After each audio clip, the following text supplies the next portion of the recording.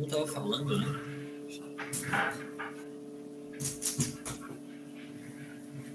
Nós vamos ficar na parte de introdutória mesmo, né? Dos elementos de madeira. Então a gente vai ver a constituição da madeira, a composição dela, quais são alguns defeitos, vantagens e desvantagens, algumas propriedades mecânicas, porque da mesma forma de aço, né, é uma resistência, então não tem como a gente fazer assim tudo. Mas dá uma noção legal e a gente vai fazendo as correlações a vida real, com o que a gente conhece. Beleza? Só eu consigo aceitar, mas eu consigo aceitar, mas alguém consegue.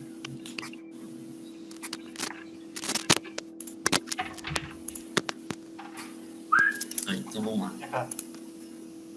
Bom, uma breve introdução.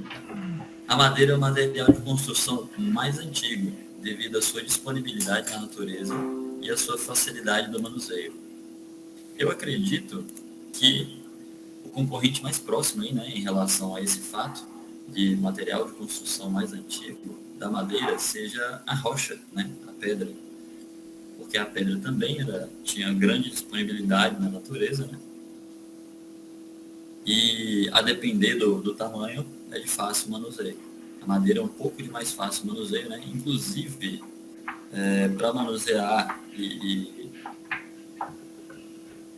manufaturar aí a madeira, provavelmente era necessário aí uma rocha para poder cortar, né, a madeira na determinada construção lá da época. Mas, com certeza, esse fato é verídico. Madeira é um dos materiais de construção mais antigos. E eu acredito que a rocha também, né, a pedra também está junto aí. É também um dos materiais mais resistentes, quando comparado ao seu peso próprio. Então a gente tem aqui um quadrozinho, né, de comparação. Propriedades de alguns materiais de construção, no caso aqui, madeira, atração e compressão, e ele compara com o aço, a tração, e com o concreto, a compressão, que são os pontos fortes de cada um desses elementos, né, do aço e do concreto. O concreto é mais resistente à compressão, e o aço, a tração e compressão se comporta praticamente igual, né? Mas vamos ver. Bom, massa específica aqui em tonelada por metro cúbico. Aqui a resistência característica, né, aquela resistência teórica que a gente considera para cada material. E aqui a relação de resistência sobre a massa específica. Então você tem resistência em contraponto ao peso próprio do material. Então se a gente for ver a madeira, a tração, ela pesa de 0,5 a 1,2 toneladas por metro cúbico. A resistência dela, a tração, de 30 a 110 MPa. E essa relação varia de 60 a 90. Se a gente comparar com o aço, ele tem aí aproximadamente 7,85 toneladas por metro cúbico, resistência de 250 MPa, a gente já, inclusive, está até bem acostumado com isso, né? 200 MPa ou 25 kN por centímetro quadrado. E essa relação de resistência sobre o Rho, massa específica, deu 32. Olha aqui, metade, né, para a menor faixa aqui da madeira e 1/3 para a maior faixa da madeira. De fato, é realmente muito maior. Já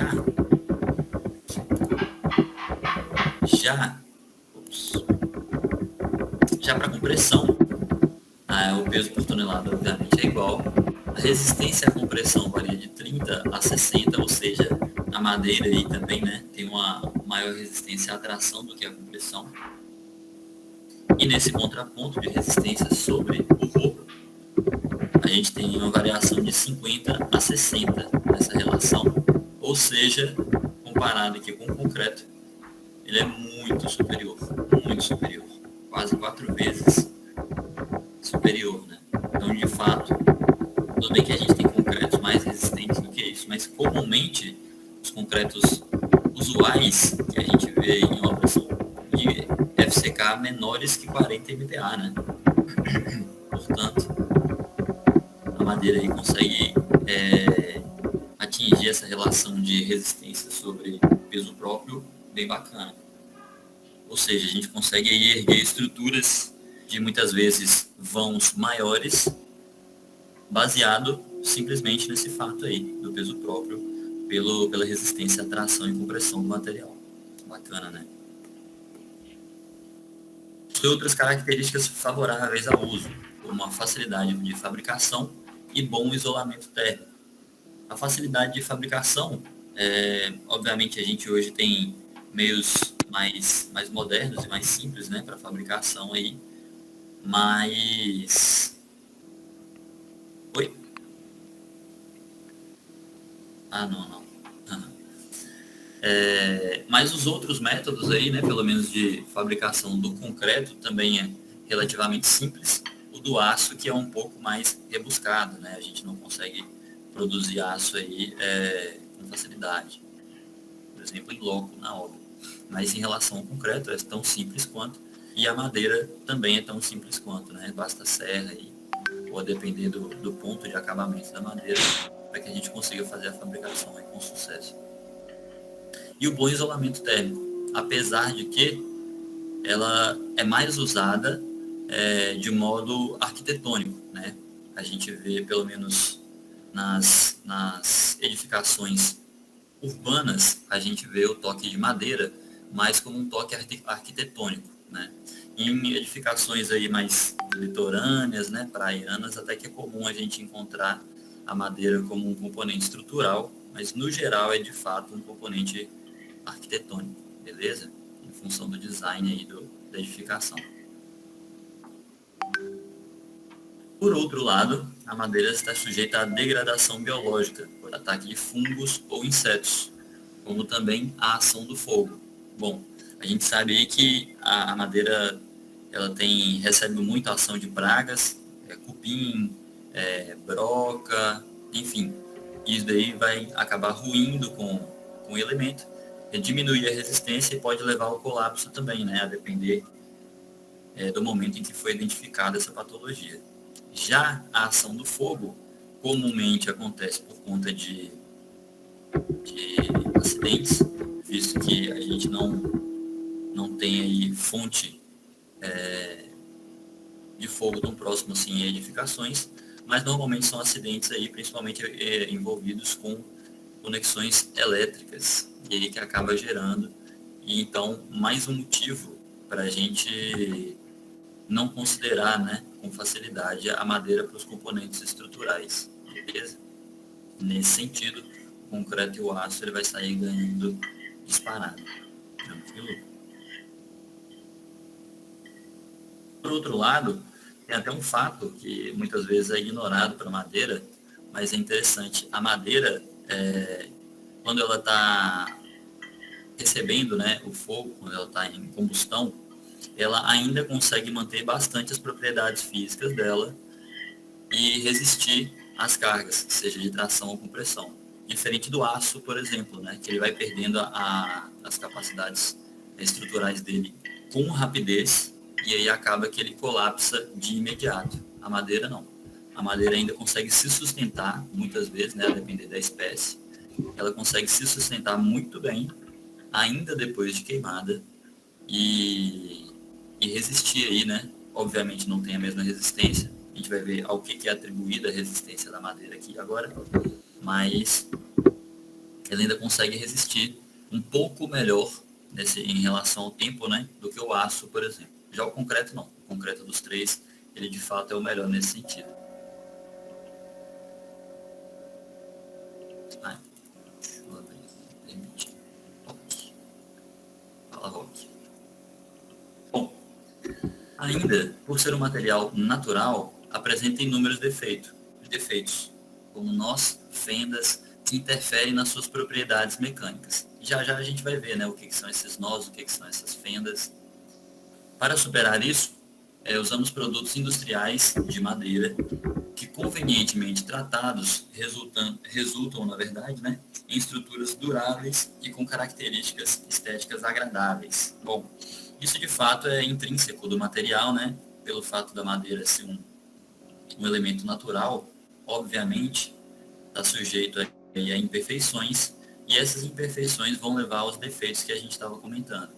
mas aí a gente consegue tratar eles, né? Seja com um tratamento externo, ou então encontrar um gene da madeira lá que tenha conseguido uma resistência melhor e fazer a clonagem da madeira. A gente tem plantações aí, várias plantações na verdade, de madeira que servem, né, nesse sentido estrutural, e aí a gente usa a clonagem para tentar reduzir esses efeitos. Então, com o tempo a gente vai encontrando algumas soluções aí, mas obviamente o material continua sendo um elemento natural e não tem como a gente manipular tanto quanto os outros componentes que a gente está acostumado, né, que é o aço e a madeira.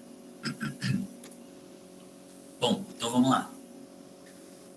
As madeiras são classificadas de duas formas. Utilizadas na construção são obtidas de troncos das árvores e são divididas em duas categorias principais: madeiras duras e madeiras macias. As madeiras duras são provenientes de árvores frondosas. Essas árvores frondosas, no geral, têm folhas achatadas e largas. Essas árvores têm crescimento lento e algumas delas são peroba, ipê, aroeira, carvalho, jatobá, mogno, pau-brasil, etc. As de melhor qualidade são também chamadas de madeiras de lei. Então, algumas dessas são usadas aí, além de elementos estruturais, né, na edificação, são usados também em móveis, né, muito comum aí. Hoje em dia é um pouco mais escasso, é um pouco mais difícil, mas quando nós procuramos aí móveis mais ou menos aí dos anos 90, a gente encontra bastante aí material de mogno, e para quem já teve contato, percebe uma madeira um pouco mais escura e ela é muito resistente, principalmente resistente a pragas, resistente à umidade também, e dura a vida inteira. Dura a vida inteira. Inclusive, se for feito algum tratamento, como verniz, algum tratamento superficial, é realmente muito durável, beleza? Mas, como dito, são as chamadas madeiras de lei, né? E elas são um pouco mais restritas, vamos dizer assim. São mais pesadas também. Esse tipo de material, esse tipo de madeira é mais utilizado por sua alta resistência mecânica e também resistência a ataque de insetos, fungos e umidade. Como eu falei agora há pouco. Inclusive, a umidade também que atrai os fungos. Então, pelo fato de ser resistente à umidade, também resistente aos fungos. Então, se você tiver a oportunidade aí, tiver acesso, né, a algum móvel dos anos 90 e até iniciozinho dos anos 2000, a gente tinha muito mais disponível, aí, principalmente no mercado. Hoje em dia a gente pega móveis que são mais sintéticos, né, MDF, entre outros, que não atingem aí a mesma resistência ao longo do tempo. Também não são muito resistentes à umidade. Vocês já devem ter presenciado aí alguns móveis que quando eles molham, principalmente o pé, né? Algumas casas são úmidas no piso, enfim. Ou então que às vezes acaba molhando por acidente mesmo. E eles incham, né? Eles absorvem a umidade e acabam inchando. Aquilo ali são folhas sintéticas, né? Então são folhas do material que é colocado e ele absorve muito água. Isso já não acontece com essas madeiras de lei. A madeira de lei é mais resistente, mas por que isso acontece? Com o tempo, é natural que o tronco vá ficando mais firme, pois o alburno, já a gente vai ver o que é esse alburno, vai diminuindo. Trata-se de uma camada mais clara e macia que existe ao redor do tronco. Bom, então a gente vai ver que a árvore ela vai nascendo ali através da medula dela, né? E aí vai desenvolvendo a partir dessa medula, a partir dessa espinha central, que seria a coluna da árvore, por exemplo, né? E aí, ao longo do tempo, ela vai ganhando corpo, vai enlarguecendo, e isso é o que vai dar para ela aí a resistência ao longo do tempo. Então, na parte mais interna, vai ser uma madeira um pouco mais firme, e a parte externa um pouco mais macia. As duas partes, tanto a mais macia quanto a mais firme, são utilizáveis em construção, mas obviamente cada uma para uma finalidade diferente. Bom, bacana. Conforme o alburno vai diminuindo, o que ele dá lugar ao cerne, que é parte do núcleo do tronco. Ele produz substâncias químicas que protegem o tronco de ataque de insetos e fungos. Bom, então aqui no centrozinho, é o que vocês estão vendo, o cursor do mouse. Aqui no centro é onde é o início, né? É onde existe a medula, que é o que vai fornecer a seiva para a árvore. Ao longo do tempo, perceba que você consegue enxergar aqui, ó, essas auréolas. Já já a gente vai ver quem são essas auréolas, né? E aí, essa auréola, a princípio, ela é como um alburno, ela é bem clarinha. Com o passar do tempo, essa auréola, que esse alburno, que é clarinho, vai se tornando cerne, ele vai perdendo um pouco de umidade, ele vai se tornando cerne e um novo cerne é formado na camada externa. E assim por diante. Através disso, a madeira vai ganhando aí robustez, né? Ela vai ganhando corpo. O seu centro, né? Sua parte interna, que é o cerne, vai aumentando, ou seja, ela vai ganhando mais resistência. E aí vai aumentando o seu diâmetro aqui, conforme o alburno também vai aumentando, beleza? E obviamente cada espécie vai ter uma capacidade de aumentar mais do que a outra, de ter um cerne maior do que a outra, de desenvolver um alburno maior do que o outro. Aqui nós temos alguns defeitos, né, da madeira, já já a gente vai ver como é que são essas fendas aqui. Mas o interessante é isso. Por essa imagem a gente consegue perceber que elas vão crescendo, né? O crescimento dela é através dessas auréolas aqui.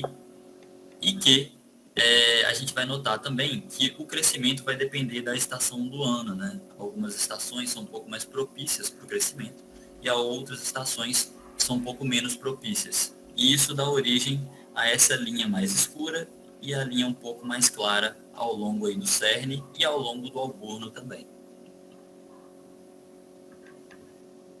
Durante esse processo, a madeira vai ficando mais dura e escura, consequentemente, menos quebradiça e resistente a cupins e outras pragas naturais. A madeira de lei é aquela que tem menos alburno e que é, portanto, mais pesada e forte. Uma espécie nobre pode sobreviver por centenas de anos. Eu trouxe a foto aqui de uma árvore que ela durou mais de 1000 anos. Aquelas árvores gigantes, né, que o pessoal se junta para abraçar. Aqui no Brasil a gente tem, chama sequoia.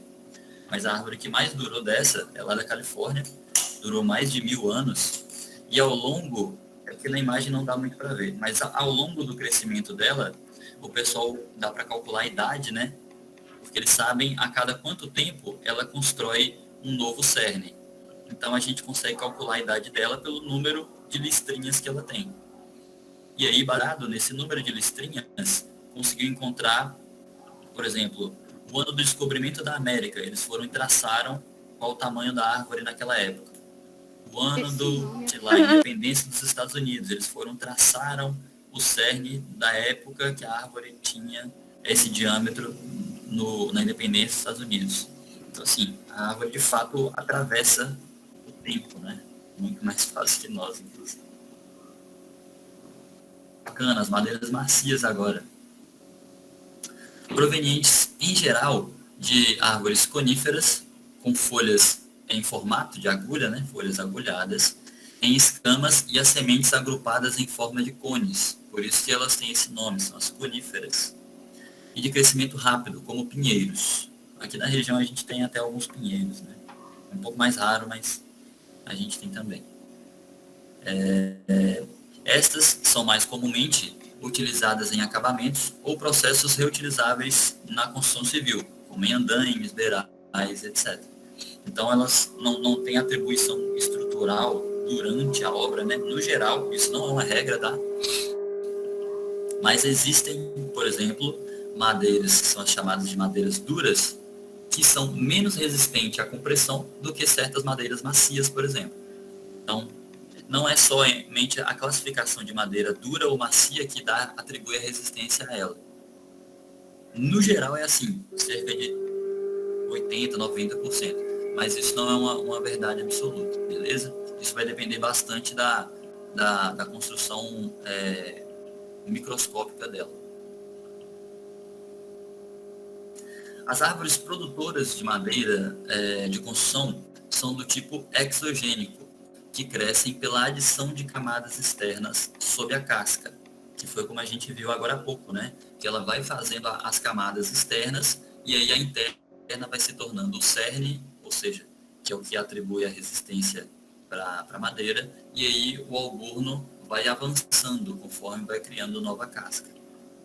Suas seções transversais têm as seguintes camadas.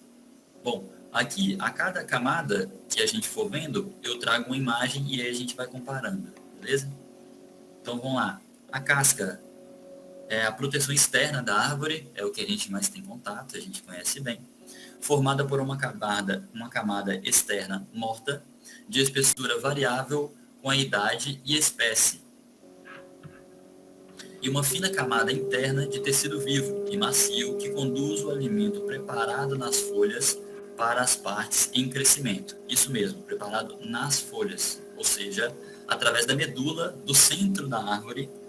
O centro da árvore leva a seiva até as folhas trazem o alimento de volta para a casca, beleza? Então a gente tem uma casca externa e uma casca interna. A casca externa serve de proteção, mas ela é uma casca morta, e a casca interna é uma casca viva, e ela que vai aumentando com o tempo, beleza? Bacana. Então aqui a gente tem um corte, né, de uma seção transversal. Aqui a gente já vai ter alguns spoilers, mas tudo bem. Então vamos lá. Raios medulares, foi o que eu comentei, né? Aquelas linhas que vão dizer para a gente a idade na qual aquela árvore foi cortada, pelo menos. Os anéis de crescimento anual, que é a distância de uma linha para outra, formam esses anéis, né? E aí esses anéis são formados, eles são chamados de anuais, porque eles só são formados por conta da diferença de estação. Aí, inclusive, árvores que nascem, né, e crescem em regiões que as estações são mais diversificadas, tem isso daqui, né, tem esses raios aqui mais evidentes do que árvores tropicais, por exemplo. E a gente tem uma variação menor em relação às estações do ano, beleza? Agora, nos mais próximos dos polos, as estações variam mais, né? A variação das temperaturas mais frias e mais quentes é maior do que nas regiões próximas do trópico do planeta. Então aqui a medula,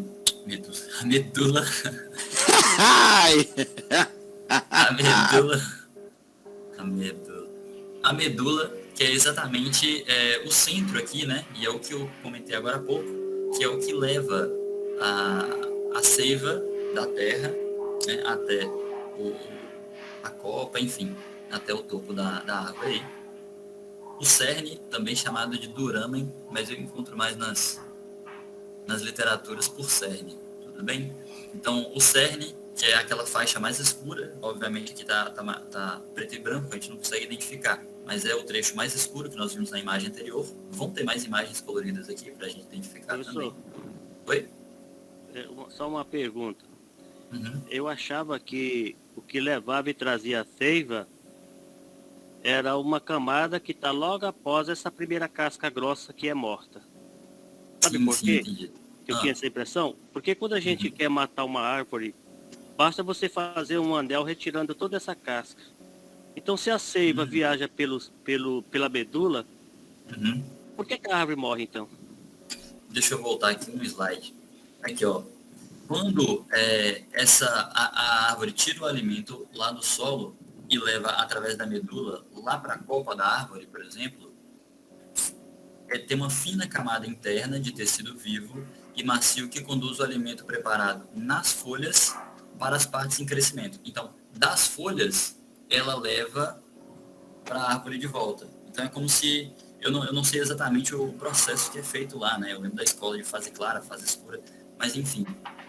Ela pega o nutriente da terra, leva até a folha, na folha acontece um processo químico, que foi o que eu disse agora há pouco, eu não sei exatamente qual é, e depois desse processo ela devolve para a árvore para que ela tenha esse crescimento ao longo do tempo. Então, provavelmente, quando você corta, a folha não consegue mais levar esse alimento transformado, né, produzido quimicamente, de volta. E aí ela para de crescer.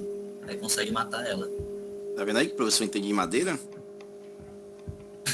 Mas pela medula segue o quê? Que tipo Pela medula... Pode falar. Porque, o processo não é assim, as raízes extraem, digamos, os nutrientes do solo, juntamente com a umidade, que seguem por essa camada que está sob a casca que é morta, né? Mas você disse também que pela medula segue nutriente para a planta. Então, qual que tipo? Será que, por exemplo, não tem a seiva bruta e a elaborada? Será que por um canal segue a bruta e por outra a elaborada, alguma coisa assim? Eu acredito que sim. Eu, sinceramente, eu não conheço bem. Mas que morre, né? Se cortar a casca, você está exato. Provavelmente, a bruta deve vir pela medula e aí ela é através processada nas folhas. Exato. E aí elaborada deve descer por essa camada. E aí, através disso, se você, quando corta, né, ela não chega até lá embaixo. Provavelmente deve ser por conta disso. Tá certo. Provável. Valeu. Nada. O câmbio e o liber também vão ajudar a fornecer aqui o alimento. A gente vai ver já já. Alburno ou branco, a gente até viu. Ele é um pouquinho mais claro. Alburno ou branco, beleza? É aquela faixa um pouco mais clara que a gente viu agora há pouco. E a casca, que é aquele camadinha externa morta, que serve de proteção aqui para a água, beleza? Que nós lemos aqui agora há pouco. Alburno branco é a camada formada por células vivas que conduzem a seiva das árvores para as folhas. Então, olha aí, ó. Tem espessura variável conforme espécie e geralmente de 3 a 5 centímetros. E é ele que, ao longo do tempo, quando ele vai envelhecendo, né, vai se transformando aí o cerne, que ele é um pouco mais rígido, beleza? E que ele não comenta, mas é o trecho mais macio. Então, aqui mais uma vez, né? Alburno. Já vai ter uma imagenzinha colorida e a gente vai conseguir discernir melhor. Mas o alburno ele é um pouco mais claro e o cerne vai aparecer aqui um pouco mais escuro. Beleza. O cerne, com o crescimento, as células vivas do alburno tornam-se inativas e constituem o cerne, como a gente já falou agora há pouco, né? De coloração mais escura, passando a ter função de sustentar o tronco. A gente vai ver que ele perde um pouquinho da umidade e por isso ele vai adquirindo um pouco mais de resistência. Então, o cerne aqui, ó, o duramen, ele está um pouco mais externo, ele fica aqui entre a medula e o alburno. A medula, tecido macio, em torno do qual se verifica o primeiro crescimento da madeira. E daí é da onde saem os novos ramos, né?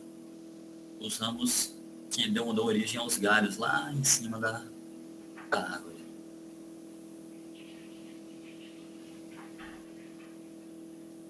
Está aqui no cantinho. Por meio de divisões celulares, adiciona novas camadas às células para o lado de dentro, formando novas camadas de madeira, e para o lado de fora, formando a casca interna. Então ele está entre aqui, né?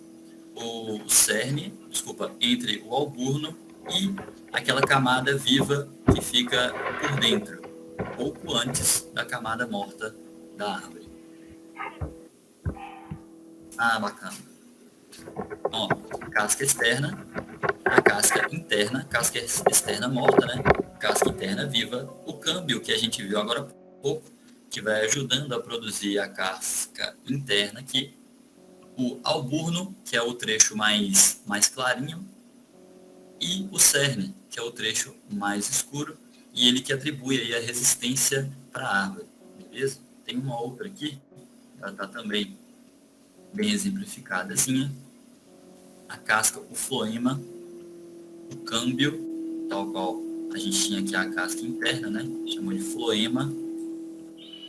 O alburno é o mesmo trecho clarinho aqui, beleza? E o cerne, um pouco mais escuro, tem um pouco menos de umidade que o cerne tem um pouco menos de umidade que o alborno e atribui resistência aí à árvore. Bom, as madeiras de construção devem ser tiradas de preferência do cerne, porque elas são mais resistentes e mais duráveis também, né?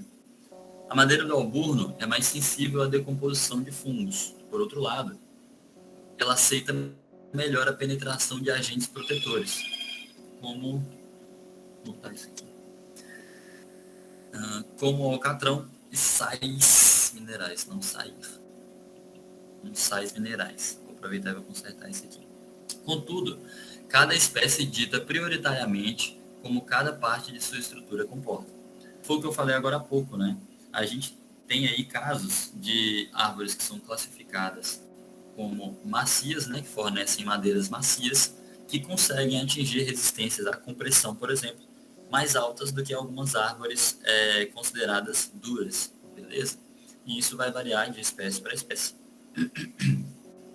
Mas, como dito, existem tratamentos aí que podem ser usados externamente na madeira para atribuir também algumas características a ela. E alguns tratamentos mecânicos também para ajudar a aumentar a resistência dela, tanto à compressão quanto à tração. Nos climas mais frios e temperados, o crescimento do tronco depende da estação.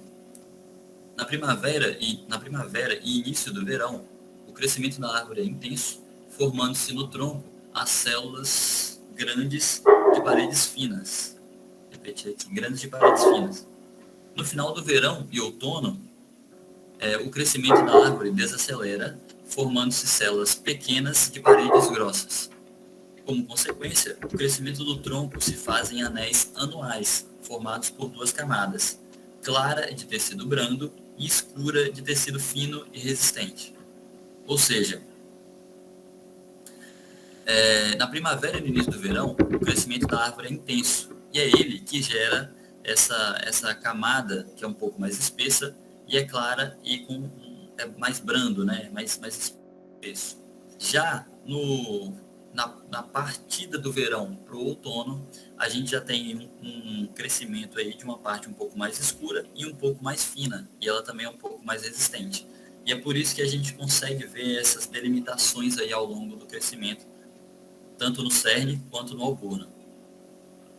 Nos climas equatoriais, que é mais ou menos esse nosso aqui, esses anéis nem sempre são perceptíveis, exatamente por conta disso. Como a gente, aqui, por exemplo, a gente está num clima mais equatorial, na verdade, né, de fato, você não tem essa diferença de clima e de aceleração ou desaceleração do crescimento. E aí, por esse motivo, como o crescimento é um pouco mais constante, como o crescimento é um pouco mais constante, nós não temos essa diferenciação aí, tanto nas cores quanto na espessura dessas faixas. Essa aqui é a sequoia que eu falei, né? Que essa teve mais de 1000 anos de idade. E as sequoias são uma das árvores que mais dá para ver essa diferença do crescimento, pelo fato delas atravessarem milênio aí, né, de idade. Então a gente consegue perceber com clareza essa passagem dessas faixas mais espessas e claras e as faixas mais escuras e finas. Sem contar que o tronco dela é enorme também. A gente tem um parque desse aqui no Brasil. Vale a pena mesmo lá. Bom, beleza. Agora um corte microscópico lá da seção transversal. Perceba, aqui a gente tem a cavidade interna da célula, né? Que seria o lúmen da célula, e a parede da célula, beleza? Bacana. Canal de resina, que a gente estava comentando agora há pouco, que é onde passam os nutrientes. Madeira de verão, madeira de primavera, madeira de verão. O que ele quer dizer com isso? Bom, perceba que durante o verão, essas células estão um pouco mais chatas, elas estão um pouco mais achatadas, beleza? Mas, durante a primavera, essas células estão um pouco mais espessas, né? Estão mais próximas de um quadrado. Quando torna a vir o verão de novo, você vê que elas estão novamente achatadas, mais retangulares. Então é isso que vai dar para a gente aquela impressão macroscópica de que nós temos uma parte mais clara e mais espessa, e as partes mais finas e mais escuras é devido ao achatamento aqui das células, beleza? E a diferença, na verdade, a distância, né, de uma faixa de células achatadas para outra é o que dá aí origem a essa nomenclatura aí de anel anual de crescimento.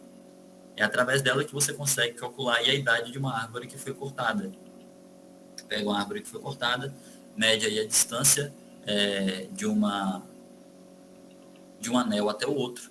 E aí, a partir do crescimento que já é conhecido dessa espécie, você já consegue determinar aí quando foi que essa árvore foi cortada.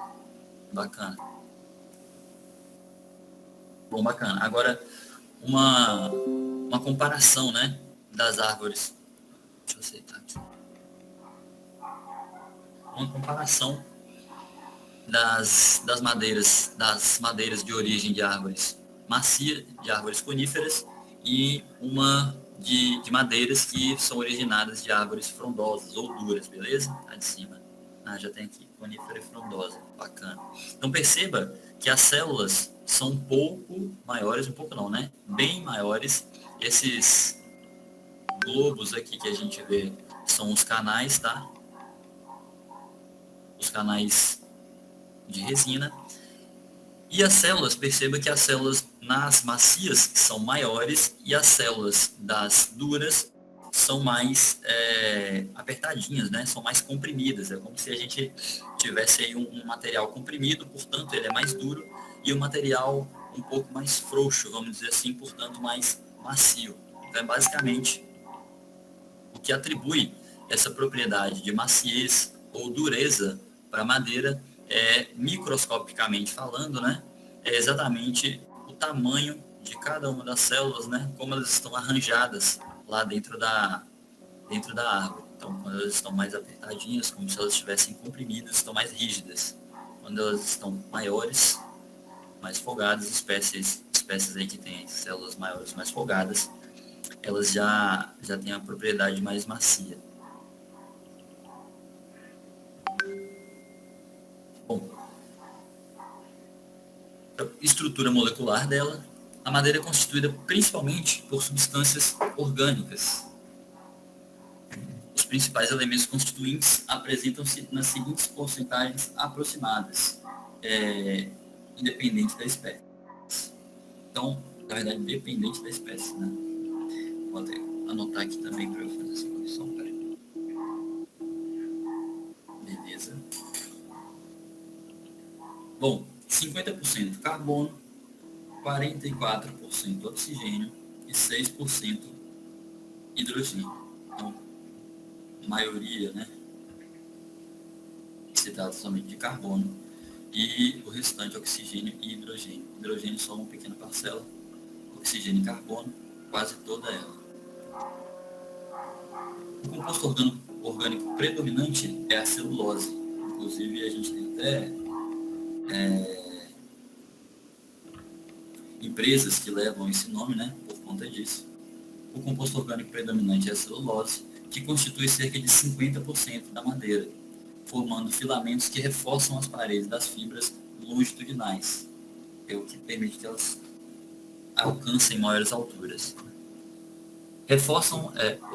Outro componente importante é a lignina, que aparece de 20% a 30%, que envolve as moléculas de celulose, ligando-as e promovendo rigidez e resistência. Então, basicamente, a celulose e a lignina são os principais compostos aí que atribuem a resistência para as madeiras que a gente usa na nossa construção. Algumas propriedades físicas das madeiras que a gente usa. Bom, anisotropia. Anisotropia diz como determinado elemento se comporta em cada direção, ou seja, pode ser que o elemento se comporte de uma forma se nós rasparmos, se comporta de outra forma se a gente comprimir ele, se comporta de outra forma se a gente torcer, se comporta de outra forma se a gente, tracionar. Então a anisotropia vai tratar um pouco disso, né, da propriedade que o elemento tem sob ações em diferentes direções. Devido à orientação das células, a madeira é um material anisotrópico, ou seja, ela responde de forma diferente para ações em determinadas direções. Apresentando 3 direções principais: longitudinal, radial e tangencial. Ou seja, quando ela é submetida a cargas aí longitudinais, ela responde de uma forma. Quando submetida a cargas tangenciais, responde de outra forma. E submetidas a cargas radiais, né, que partem aqui na direção do raio, ela responde de uma outra forma. Obviamente, alguma dessas propriedades é melhor do que a outra, e é através dela que a gente trabalha na construção. E é a longitudinal. A longitudinal é a melhor propriedade que a gente tem na madeira. A diferença de propriedades entre as direções radial e tangencial raramente tem importância na prática. Portanto, basta para nós identificar as propriedades nas fibras principais. E as fibras principais são as fibras longitudinais.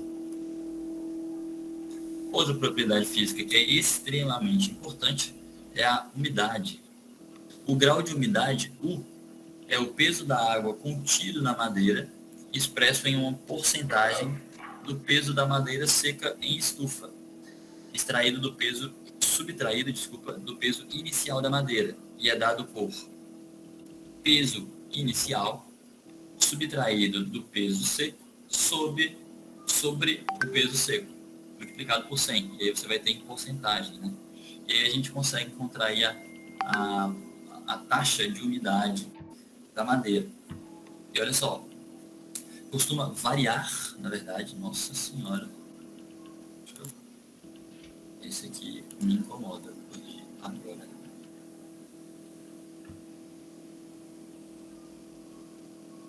Cadê? Variar.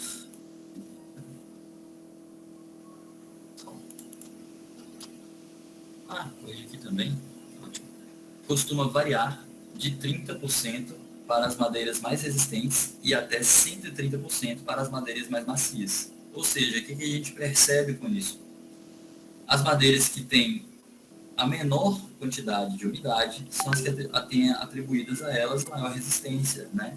E também faz sentido com o que a gente estava vendo agora há pouco, pelo fato do cerne ser mais resistente e o alburno ser mais macio. O que acontece? Conforme o alburno vai crescendo, o cerne vai sendo criado, e no cerne a gente tem aí menos umidade. Ele é mais compactozinho, né? E ele também é menos úmido. Ele passa a ter essa função mais estrutural mesmo. E por esse motivo, a gente nota que faz todo sentido agora. A umidade aí está diretamente relacionada com a dureza ou maciez da madeira. Então, costuma variar de 30% para as madeiras mais resistentes ou mais duras e até 130% para as madeiras mais macias. Beleza? Ou seja, o peso da madeira em si pode ser menor do que o peso da água que está contida nela. Olha só que interessante, 130%. Retração da madeira. As madeiras sofrem retração ou inchamento com a variação de umidade nas fibras. O fenômeno é mais importante na direção tangencial, variando de 1 a 2% a cada 6% de umidade a mais ou a menos. Ou seja, a cada 6% de umidade que a madeira adquire, a sua dimensão aqui no sentido tangencial, correto? Pode aumentar aí de 1 a 2%, que é um fator grande, né? E outra, isso aqui a gente confere bastante também, confere mais em madeiras macias, né? As madeiras que a gente usa tanto nos andaimes quanto nos beirais, né? Na hora de fazer a armação da laje, você vê que quando elas ficam muito tempo expostas ao sol, o beiral vai perdendo umidade, né? Porque está exposto dias ao sol, e ele começa a empenar. E é exatamente por conta disso. Ele vai perdendo umidade e vai passando a retrair, né? Vai passando a deformar por conta disso. Então, é até indicado molhar esses beirais, né? Essas madeiras, para evitar de que ela perca água interna, ela perca a água que foi umidificado lá e não venha a danificar o material. Dilatação linear. O coeficiente de dilatação linear na direção longitudinal varia de 0,3 a 0,45 vezes 10 a menos 5 por grau Celsius, sendo comparativamente 1/3 do coeficiente de dilatação linear do aço. O que significa? Que a madeira ela tende a crescer linearmente 3 vezes menos do que o aço cresceria no mesmo intervalo de temperatura. Então, nesse ponto, a madeira está ganhando a cana. Mas vamos ver no outro ponto agora. Na direção tangencial e radial, é aproximadamente 4 vezes 10 a menos 5 por grau Celsius das madeiras duras e 8 para as madeiras, vezes 10 a menos 5 também por grau Celsius, das madeiras macias. Então, olha que a madeira macia, ela tem aí uma dilatação nas direções longitudinal e radial, tangencial e radial, muito maior. E comparativamente, de 4 a 7 vezes o coeficiente de dilatação do aço. Então, nesse quesito, ela perde feio, né, para o aço. De 4 a 7 vezes é, de fato, muita coisa para que ela venha a dilatar. Já longitudinalmente, a gente não tem esse problema. Eu lembro que nós fizemos até na disciplina de resistência dos materiais, nós fizemos exercícios, né, com trilhos de trem feitos de aço, e a gente levava em consideração a proximidade de um trilho de trem com o outro, considerando a variação de temperatura. Eles não poderiam ficar encostando um no outro, pois caso a aumentura aí durante a temperatura ao longo do dia viesse a aumentar, eles poderiam expandir linearmente e encavalar, o que poderia gerar, enfim, defeito ou até acidente. Então, semelhante não aconteceria com a madeira, né? Visto que ela tem um coeficiente de dilatação linear 1/3 do aço. Então, professor, oi? Mas essa comparação é dentro da mesma faixa de temperatura ou não? Porque a temperatura que o aço suporta até mudar de estado é muito maior, não é? Então essa comparação é dentro da mesma faixa de temperatura, por exemplo, de 0 a 90 graus, de 0 a 80 graus. Acontece isso aí? É dentro da mesma variação. Mas, de fato, por conta dessa troca de estado, aí deve ser feita a consideração. Mas dentro da variação, eu acredito que nesse caso eles devem variar pouco, variar de 5 a 10 graus no máximo. Então eles já conseguem atribuir esse coeficiente, né, de dilatação. Eu vou até colocar aqui que está sem o grau Celsius aqui.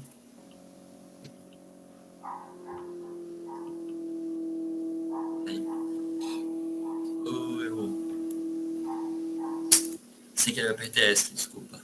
Peraí, deixa eu encontrar novamente.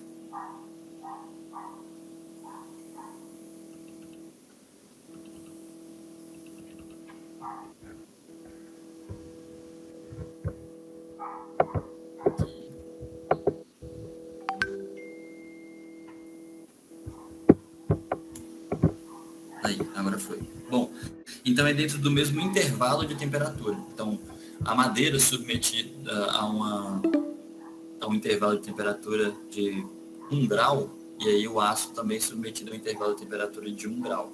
Agora, a partir de qual temperatura foi determinado o coeficiente, não sei dizer, mas provavelmente foi dentro de uma temperatura ótima que os dois materiais continuassem no mesmo estado, porque de fato, se a gente fosse analisar uma temperatura alta o suficiente para mudança do estado, a madeira, coitada, não ia resistir. Já nem estava lá. Deixa eu ver a ortografia correta. Sim, agora ficou.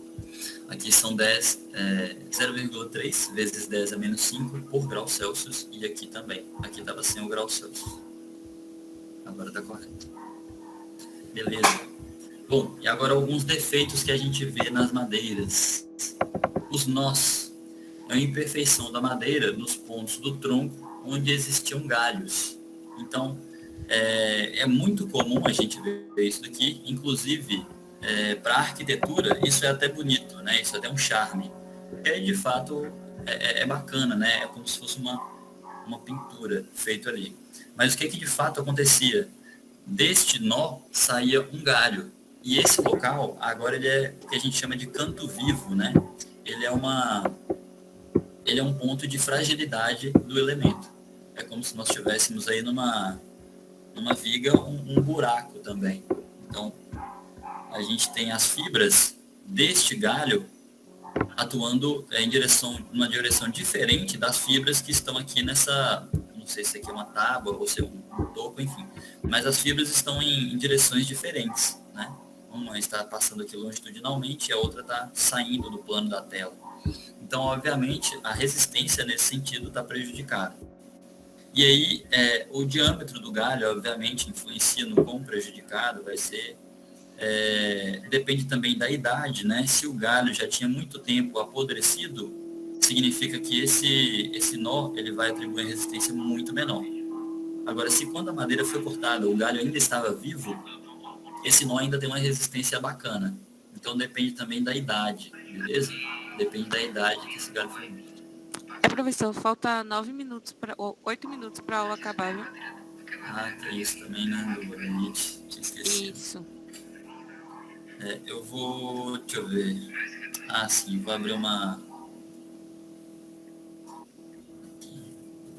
Acho que eu já vou abrir uma aqui e vou mandar no site daqui mesmo.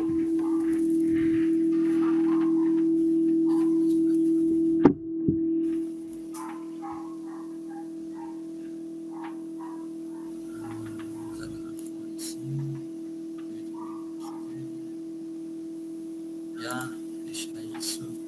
Aí. Eu vou copiar e colar o link aqui no chat. E aí, vamos migrar para lá rapidinho.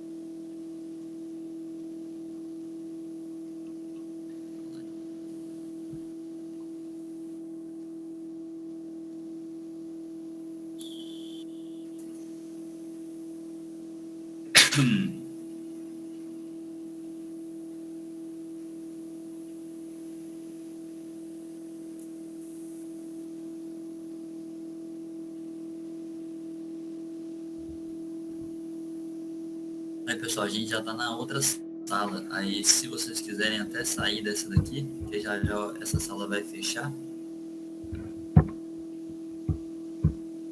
E aí, para não dar retorno também.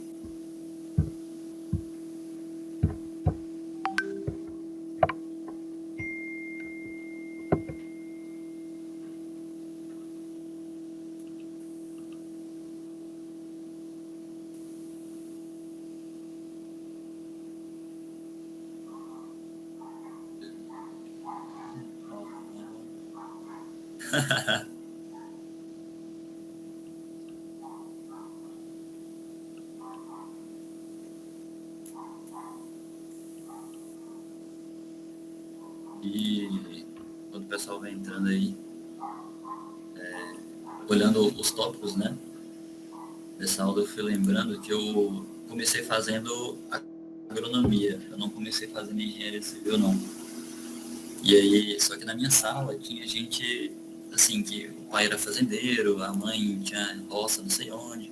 E todo mundo já tinha um certo contato com a terra em si, né? E eu tava lá de paraquedas, eu nem tinha mexido com terra, tinha plantado feijãozinho no primário, a única coisa que eu tinha feito. E aí eu não tinha muita afinidade também. Aí eu acabei mudando de semestre, que eu só fiz 2 semestres de agronomia, aí no terceiro eu mudei. Mas tinha bastante coisa que tá aqui. Deixa eu fechar, acho que bastante coisa que tá aqui no slide, foram uma das primeiras aulas de agronomia também. É bacana, a nostalgia é legal. Mas aí vai ficando um pouco mais complexo porque tem muita biologia, né? Parênquima, floênquima, os pontos lá das plantas que, enfim, não me interessava muito. Aí eu troquei de curso. Foi a melhor coisa que eu fiz. Bom, então bacana, vamos lá. E aí, como eu estava dizendo, né? Os nós são uma dessas imperfeições e eles geram aí essa visualização que, por vezes, pode ser bonito. Eu acho bonito quando a gente vê arquitetônico, né? Um traço assim, mas estruturalmente não é legal. Então, se puder, corra dos nós estruturais, beleza? Ainda tem que permitir todos. Corra dos nós estruturais, beleza? Ali saem galhos, saíam galhos, né? E aí mudou a direção das fibras, ou seja, reduziu a resistência naquele ponto. Tranquilo? As fendas. Aberturas nas extremidades das peças, produzida pela secagem mais rápida da superfície. Ficam situadas em planos longitudinais e radiais. Bom, as fendas, como já foi dito, é exatamente por conta da perda de umidade, né? Muitas vezes a perda rápida de umidade provoca as fendas. E elas podem aparecer tanto externas, que a gente consegue identificar mais fácil, quanto internas, que a gente consegue identificar somente no corte mesmo. E, como é de se esperar, elas reduzem a resistência do material. O que pode acontecer? Fazer o corte para a peça, né, num local onde a fenda não pega. E aí tentar utilizar. Mas pode acontecer de não existir essa possibilidade, né? E aí tem que usar a madeira para outro fim, que não estrutural. Inclusive, já aconteceu, essa questão do nó aqui, eu lembrei agora, já aconteceu da gente fazer um pedido na madeireira, né? Aí virem os caibros, as terças para o telhado, e uma das terças tinha um nó bem grande.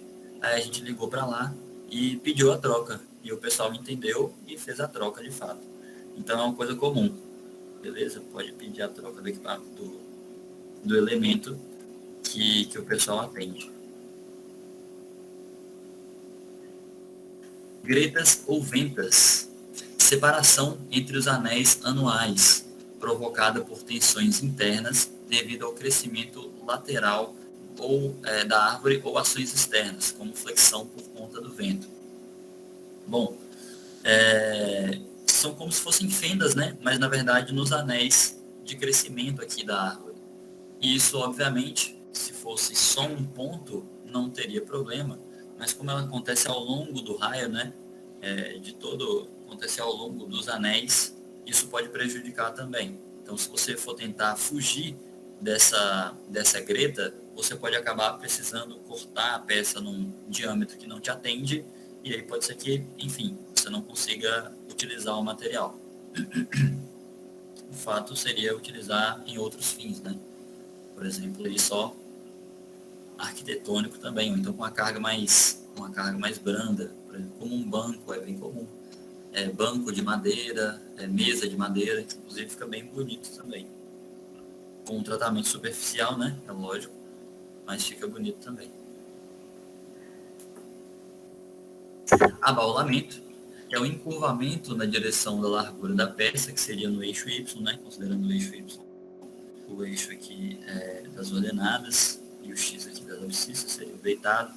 Então, o encurvamento na direção da largura da peça seria o abaulamento, e a arqueadura, encurvamento, na direção longitudinal da peça. Então, isso daqui também pode ser um problema na hora da execução, e também pode acontecer da arqueadura por conta do empenamento, que a gente conversou agora há pouco, que seria aí a perda de umidade do elemento, seja aí por tempo, seja por exposição ao sol, enfim. Mas o fato é que ele pode vir aí a adquirir esse defeito, essa patologia. Então, por fim, a gente tem as principais vantagens: disponibilidade do produto no mercado, uma vez que ele já é usado na construção civil há bastante tempo, porque, como eu falei, né, a gente já planta determinadas árvores que a gente conhece a capacidade de resistência delas, e através da clonagem a gente já consegue fazer com que elas tenham aí um desenvolvimento ótimo para aquele fim. Então, a gente tem uma disponibilidade muito boa, né? Muito boa. Por ser um insumo natural, ela não é tóxica e não agride o meio ambiente, diferente dos resíduos que a gente tem, né? Na construção civil no geral, a gente gera bastante resíduo. Inclusive, quando a gente, aqui na cidade não, né? Em Valença não. Mas quando a gente vai construir nas ilhas de Cairu, né? Boipeba, Borro, enfim, a gente tem que seguir várias exigências da prefeitura, e aí tem que fazer de fato a separação, tem que fazer um vídeo, né, com os materiais separados. Aqui a gente tem madeira, aqui a gente tem os resíduos, né, de bloco, aqui resíduo de tinta. Resíduo de tinta você tem que pegar e deixar na latinha de tinta e despejar em locais próprios. Então essa preocupação, de fato, principalmente nas ilhas, ela é bem presente. Já com a madeira, a gente, óbvio, tem que se preocupar com isso, mas não no sentido de agressão ao meio ambiente, né? Visto que ela é um material natural e não é tóxico, então a gente tem mais esse plus. A madeira também não oxida e apresenta muito boa resistência, sendo assim uma opção segura para estruturas e trabalhadores. E como eu falei, ela é uma opção muito boa nessas áreas litorâneas exatamente por conta disso, pelo fato dela não oxidar, né? As estruturas de concreto armado, a gente precisa de um pouco mais de manutenção. O pessoal que tem casa no Guairinha aí sabe que instalação elétrica, os próprios vergalhões aí podem ser atingidos com facilidade e acaba esbojando aí numa coluna, numa viga, é bem comum. Então, o reparo é comum de ser feito nessas estruturas, e isso não acontece quando é estrutura de madeira, né? Então, ponto positivo para a madeira. E por ser um material que dura ao longo do tempo e que também é um isolante térmico, é uma das principais vantagens da madeira. É um isolante natural e pode reduzir consideravelmente os custos de ambientação dos espaços. No caso, ambientação aí trazido como condicionamento do ar, né? Para que fique aí com ar-condicionado, por exemplo. Então, nesse sentido, ela também tem uma propriedade bem bacana de isolamento térmico. Por incrível que pareça, aqui eu não vejo muito isolamento térmico, não. Vejo bastante isolamento acústico, mas isolamento térmico não estou lembrando, não.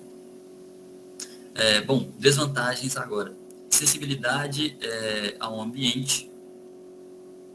Nem todas as madeiras são resistentes, nem todas as madeiras são resistentes à umidade e podem acabar apodrecendo.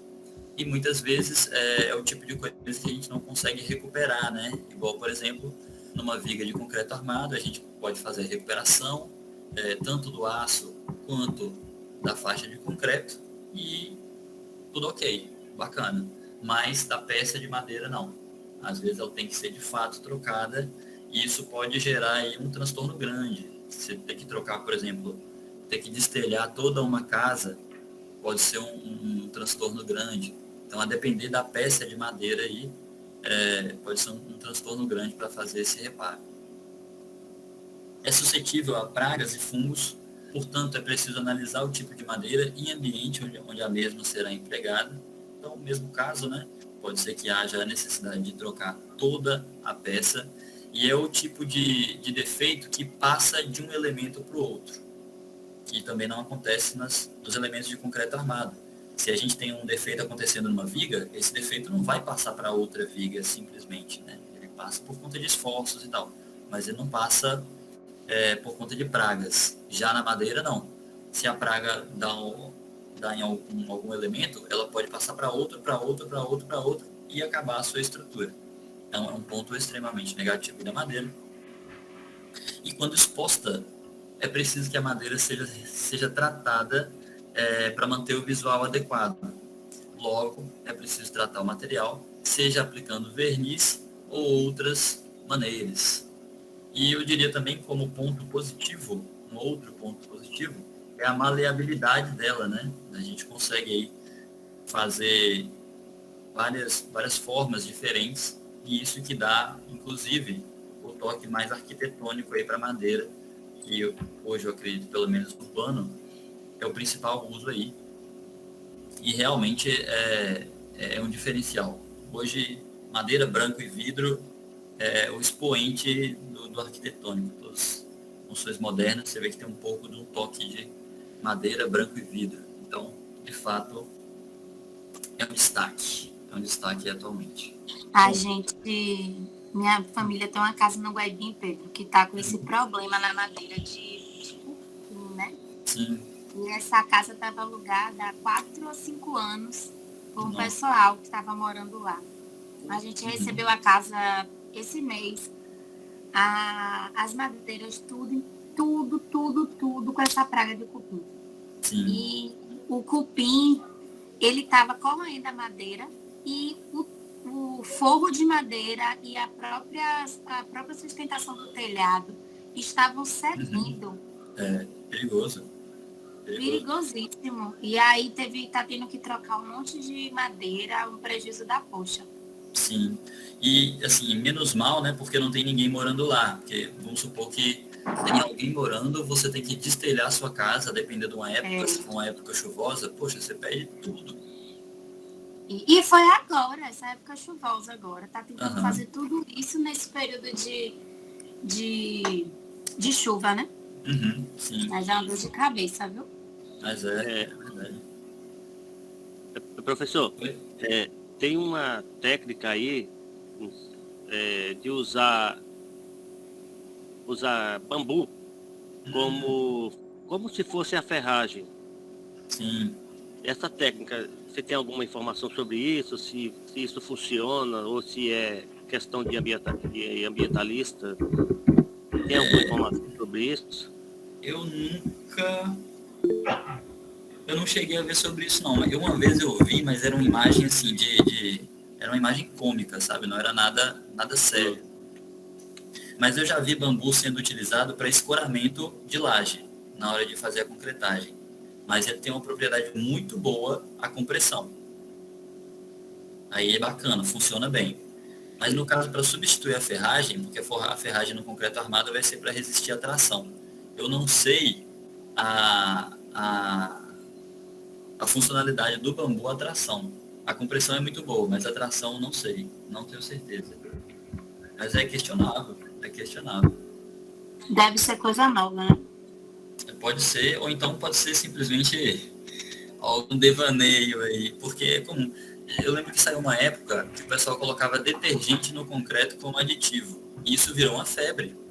Virou estudo acadêmico. O pessoal, caramba. Não, essa questão do bambu como armadura, eu já vi artigos sobre isso. Ele faz um tratamento nele, eu não sei te dizer que tipo de tratamento que é, mas eu já vi alguns artigos. Depois, se você tiver curiosidade, dá uma pesquisada. Eu já ouvi falar sobre isso. Eu também vi, professor. E por sinal, ele tem, no artigo, fala que tem mais resistência à tração do que o aço. Caramba. Incrível. Eu já vi como a estrutura mesmo. Inclusive no morro tem construção de bambu. Acho que é uma vilinha, um negócio lá. Que recebe turista, que a estrutura é de bambu. Agora não como armadura, não tinha visto também não. É interessante. Aqui na zona rural eu uso o bambu como ripas para secador agrícola. Ele tem uma funcionalidade bem boa. No caso, corta ele, né? É cortado, Wellington? Sim, ele é cortado, é. Ele é cortado e modelado. Eu faço. Aham. Fica bem, E tá bom mesmo. e E no esse- enxuto ele tem durabilidade muito boa. Aham. E esse da armadura, ele faz talisca? Ele, como se fosse... Como que ele usa? Ou seria o bambu mesmo, mais fino? Eu vou até olhar isso aqui. Bambu. Lazui mandou até um Bora link no grupo. lucrar com a Infinity Pay e no precinho de Black Friday. Tá. Tem algumas imagens aí, eu já tinha visto alguns artigos. O bambu ele é excelente. Eu, Wellington, então no caso, Wellington, tá usando bambu direto na fazenda, né? Você não sei não, velho. Aí, desse vídeo, aí, ó, casas feitas de bambu. Foi desse link que o Lazui mandou no grupo. Você vê que a gente tem aqui como se fossem estruturas treliçadas, né, com bambu. Bacana, porque a estrutura treliçada, elas são submetidas tanto à compressão quanto à tração, né? Tem umas imagens aqui de laje maciça, onde a armadura é toda de bambu. Caramba! Depois dê uma olhada, você vai ver muita coisa. Verdade. Incrível. Bom, o nosso próximo encontro vai ser dia 27, é isso mesmo? Isso, 27. Sem ser esse sábado agora, no outro. E aí nós vamos fazer exercício lá das barras fletidas. Inclusive, vou até aproveitar, durante o vídeo, eu achei que eu estava gravando o cursor do meu mouse, e aí foi por isso que eu até enviei aquela foto lá, e pode ser que gerem outras dúvidas. Então, qualquer coisa, pode mandar lá no grupo, porque realmente várias coisas eu referenciei com a setinha do mouse e não tinha como saber se não está enxergando o mouse. Então, qualquer coisa vai mandando lá que a gente vai tirando as dúvidas. Tá ótimo. Beleza?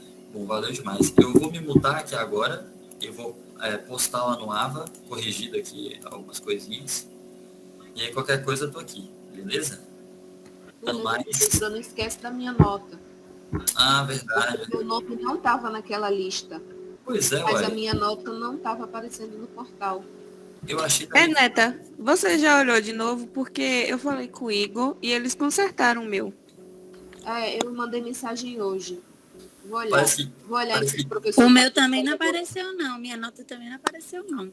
É porque tinha uma matéria que estava lá como aço e madeira.